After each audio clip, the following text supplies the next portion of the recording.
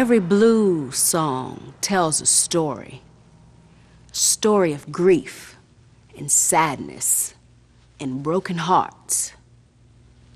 Every blues song is written so the listener feels the emotion, the sense of loneliness, the quiet contemplation of a man or a woman wondering if they will ever find happiness.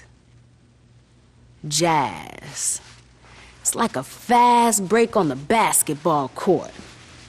Looks like chaos, but when it's played right, it grooves and dances and makes your feet tap and your hips wiggle.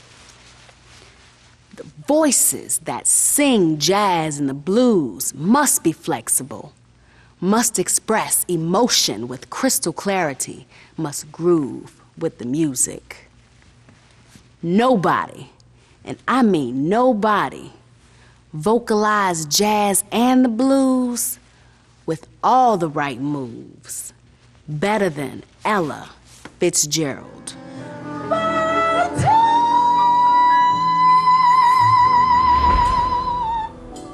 Every time you hear a singer delivering the sweet sounds of jazz music with its shifting melodies, lightning fast movements, and breathtaking depth of emotion, you can be sure the roots of that music travel back in time to the voice and the heart of Ella Fitzgerald.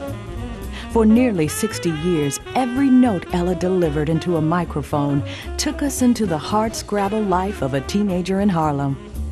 Ella's voice was an instrument as lovely as a clarinet and as powerful as a saxophone. To hear her voice, this voice is an instrument from God, you know, and just the levels that it would just lilt. And I always thought, okay, I'm going to sing like Miss Ella Fitzgerald, you know. So that's when I really appreciated it, you know, for the full value of Ella and just the serenity and the calmness and the just the smoothness of her voice and how she phrases. From her earliest days as an infant in Newport News, Virginia, Ella's life was filled with music. As Ella grew into a young woman, America was beginning to experience a new age of music. Sprung from the multicultural depths of old New Orleans, the blues and jazz had made its way up to Harlem, a vibrant African American community in the heart of New York City. Ella devoured the scene, entering singing contests, playing in clubs, putting herself in the center of this new music renaissance. More and more people began to take notice of her voice, her durability. She could sing for great lengths of time and still sound strong. It almost takes you to another level of serenity, you know, to just kind of escape in the words and with Ella's version of Summertime, her phrasing is so exquisite. One of these mornings,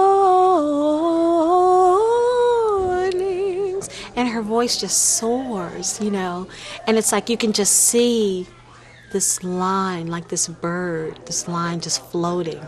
And that's what her voice does to me. It just makes me float. It's like you float into this serene space where you just listen to this effortless singing. From the time she released her first successful recording in 1936 to her final Grammy-winning recording in 1989, Ella was never afraid to innovate.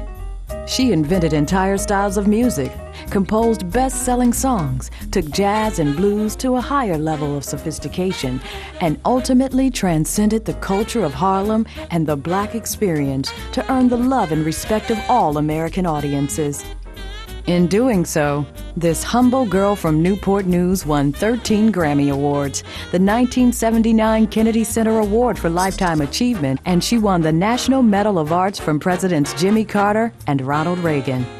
Her voice still reverberates throughout the world of jazz and blues music and was a powerful bridge in the cultural gap between Caucasian and African Americans. Music itself is universal. When you hear her voice and you hear the way she interprets a line or a melodic phrase, you don't see color.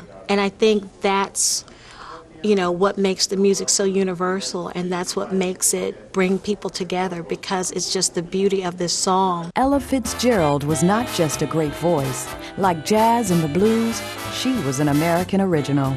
It's no surprise that she often said, "I sing like I feel."